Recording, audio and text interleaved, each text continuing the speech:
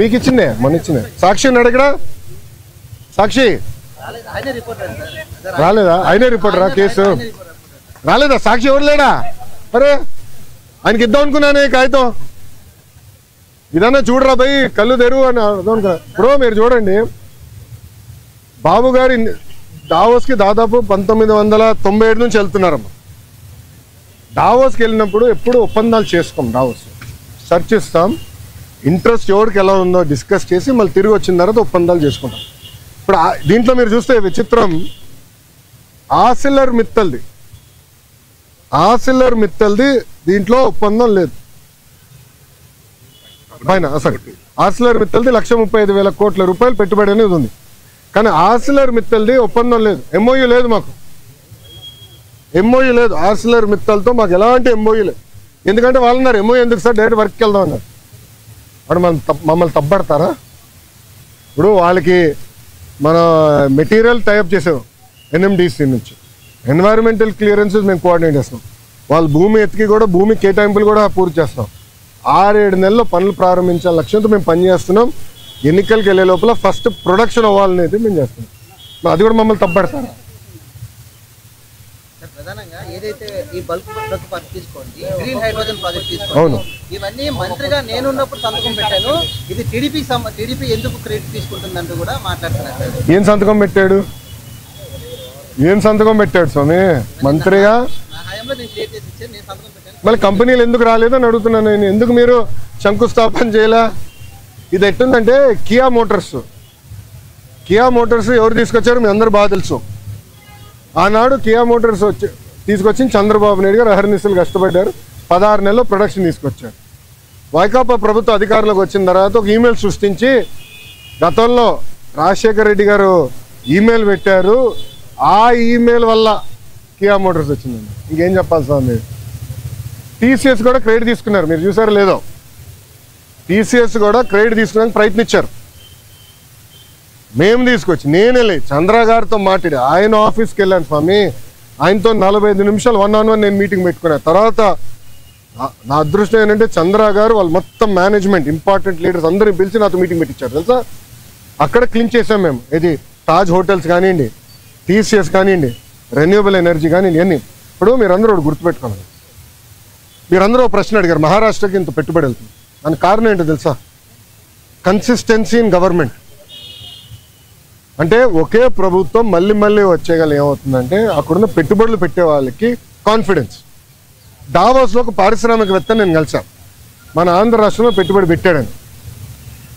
నాకు టైం లేదు బాస్, నాకు ఇంకొక మీటింగ్ పరిగెడుతున్నా, నాతో నడవండి అని చెప్పి మన ఆంధ్ర పెవిలియన్ నుంచి భారత్ పెవిలియన్ వరకు మేము నడుచుకుంటూ వెళ్తున్నాం, ఒక 10 నిమిషాలు వాక్.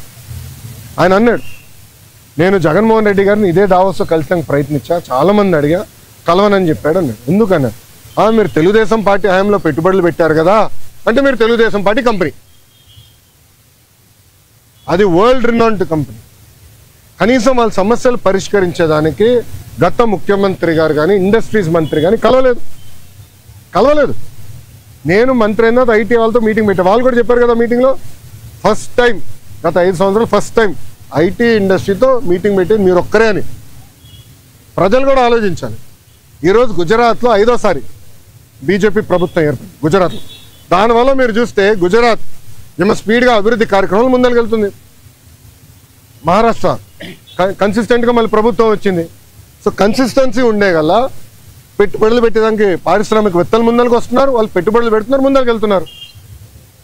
ఈ మన రాష్ట్రంలో ఏమైందంటే 2014 నుంచి 19 వరకు ఒక స్పీడ్గా వెళ్ళాం, కరెక్ట్గా వచ్చి బ్రేక్ పడింది. బ్రేక్ ఎలా పడింది కూడా నేను చెప్తాను. పీపీఎల్ రద్దు చేయలేదా? ఒకే రాజధాని వద్దు 3 రాజధానులని ఒక రాజకీయ గేమ్ ఆడలేదా? దానివల్ల ఎవరు నష్టపోయారండి? ఆంధ్ర రాష్ట్ర ప్రజలు నష్టపోయారు, ఉత్తరాంధ్ర ప్రజలు నష్టపోయారు, రాయలసీమ ప్రజలు నష్టపోయారు. దయచేసి ప్రజలందరూ ఇది గమనించాల. అందుకే మన ప్రధానమంత్రి గారు కానివ్వండి, ముఖ్యమంత్రి గారు కానివ్వండి, నేను కూడా నా స్పీచ్లో విశాఖపట్నంలో మళ్ళీ ఎన్డీఏ కూటమి గెలవాల్సిన అవసరం ఉందని చెప్పాను. మాకు ఇంకా 4 సంవత్సరాలు 5 నెలలు ఉంది ఎన్నికలకి. 4 సంవత్సరాలు 4 నెలలు 5 నెలలు ఉంది ఎన్నికలకి. ఎందుకంటున్నానంటే కన్సిస్టెన్సీ ఆఫ్ గవర్నమెంట్ ఉంటేనే కాన్ఫిడెన్స్ ఉంటుంది. డావోస్లో చాలా మంది నన్ను అడిగిన ఒక ప్రశ్న ఏంటి తెలుసా? మీరు బాగున్నారు, చంద్రబాబు నాయుడు గారు మేము నమ్ముతాం, కానీ జగన్మోహన్ రెడ్డి అనే వ్యక్తి గెలవడానికి గ్యారంటీ మీరు ఇస్తారా అని అడిగారు. గతంలో మేము చాలా ఇబ్బంది పడ్డాము, మళ్ళీ జగన్మోహన్ రెడ్డి గెలవడానికి గ్యారంటీ ఏంటన్నాడు. అమర్ రాజా బ్యాటరీ మీకు అందరు తెలుసు కదా. అమర్ రాజా బ్యాటరీ ఒక brand. Amar Raja battery corporate headquarters Chittoor జిల్లాలో ఉంటుంది. వాళ్ళు కట్టే పన్నులో ఇన్కమ్ ట్యాక్స్లో ఆంధ్ర రాష్ట్రానికి ఎక్కువ భాగం వాటా వస్తుంది. ఎందుకంటే వాళ్ళ హెడ్ క్వార్టర్స్ ఆంధ్ర రాష్ట్రం. ఆంధ్ర రాష్ట్రంలోనే highest tax payer Amar Raja battery. ఆ అమర్ రాజా బ్యాటరీని వేధించలేదా గత ప్రభుత్వం? ఇదే కోడిగుడ్డుని అడుగుతున్నా, నువ్వు వేధించలేదా? సైకోని అడుగుతున్నా, నువ్వు వేధించలేదా? లేబర్ రేట్ చేయించావు, పొల్యూషన్ రేట్ చేయించావు. అది మా సొంత జిల్లాలో ఉంది. 30 సంవత్సరాల నుంచి మా జిల్లాలో ఒక్కరికి లెడ్ పాయిజనింగ్ అవ్వలేదు స్వామి 30 సంవత్సరాల్లో.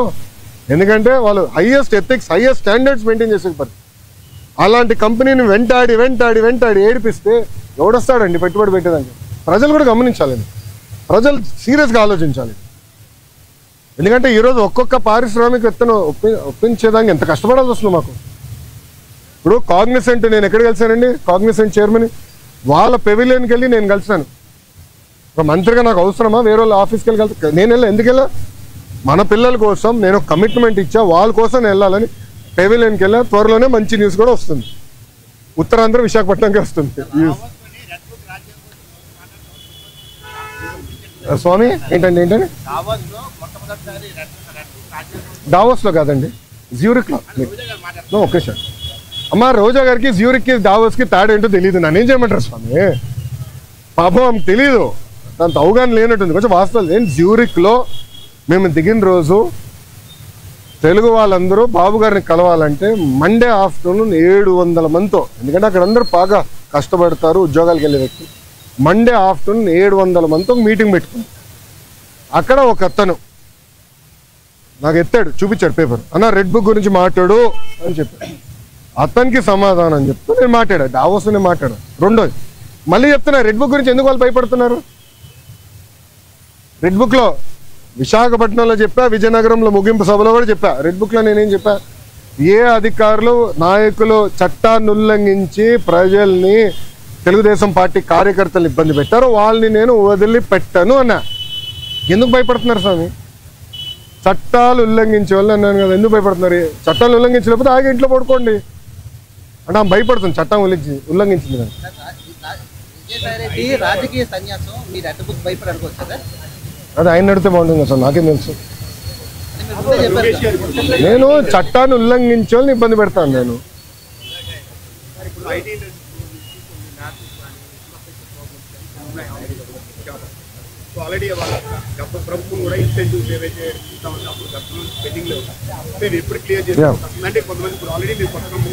ఎస్ ఎస్ అన్న, ఇప్పుడు నేను ఆల్రెడీ వాళ్ళందరితో టచ్లో ఉన్నా. వాళ్ళు అడిగిన బేసిక్ కమ్యూనిటీస్, ఇప్పుడు బస్ అడిగారు, స్ట్రీట్ లైటింగ్ అడిగారు, ఆ బేసిక్. దాని తర్వాత రాత్రి మన మొబైల్ పోలీస్ యూనిట్ ఉంటే బాగుంటుంది అన్నారు. అవన్నీ మనం ఏర్పాటు చేసాం.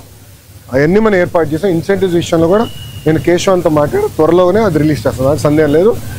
కొత్త కంపెనీస్ ఆల్రెడీ ఇప్పుడు టీసీఎస్, ఇది ఓపెన్ బుక్, పెద్ద విషయం లేదు, రెడ్ బుక్ కాదు, ఓపెన్ బుక్ కూడా మేము. గ్రెయిన్ అంటే చాలా స్పష్టంగా వాళ్ళు ఆల్రెడీ భూముల కోసం కూడా ఎత్తుకుతున్నారు. త్వరలోనే భూములు కేటాయించి వాళ్ళ క్యాంపస్ కూడా ప్రారంభించబోతున్నారు. ఈ లోపల టెంపరీగా వేరే బిల్డింగ్స్ కూడా ఏర్పాటు చేస్తాం.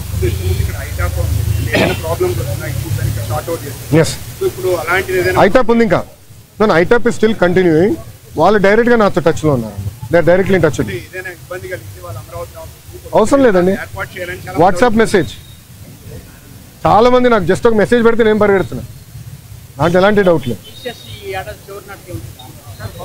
3 months 90 రోజుల్లో వస్తుంది సార్. టీసీఎస్ 90 రోజుల్లో ఆఫీస్ ప్రారంభించబోతుంది. క్యాంపస్ కోసం భూమి ఎత్తికాము, అది వాళ్ళు చూస్తున్నారు. ఫైనలైజ్ అయింది, అదొక 2-3 సంవత్సరాలు పడుతుంది. కట్టాలి కదా క్యాంపస్ అనేది, టైం పడుతుంది. మినిమం 2 years పడుతుంది క్యాంపస్ కట్టడానికి. ఈ లోపల టెంపరీ అంటే రెంట్కి తీసుకుని అకామిడేషన్లో స్టార్ట్ చేస్తాం. మళ్ళీ నన్ను అడుగుతూ ఏంటి స్వామి, అంత న్యూస్ మీ దగ్గర ఉంటే? అవును, మీకే నాకని బాగా తెలుసు, మళ్ళీ మీరే వాళ్ళు అది టెక్నికల్గా నేను చెప్పకూడదు స్వామి. ఎన్డీఏలో ఉన్నాను, నాన్ డిస్క్లోజర్ అగ్రిమెంట్ సైన్ చేశాను నేను చెప్పకూడదు. ప్లీజ్ అండర్స్టాండ్, లీగలీ బైండింగ్ కదమ్మా. మళ్ళీ నేను ఇదే కోర్టుకి రావాలి. ఓకే, అది నేను ఎందుకంటే అది ఎన్డీఏలో ఉన్నాం కనుక అయిందా నేను రాబోతున్నాయి, ఎంత ఉపాధి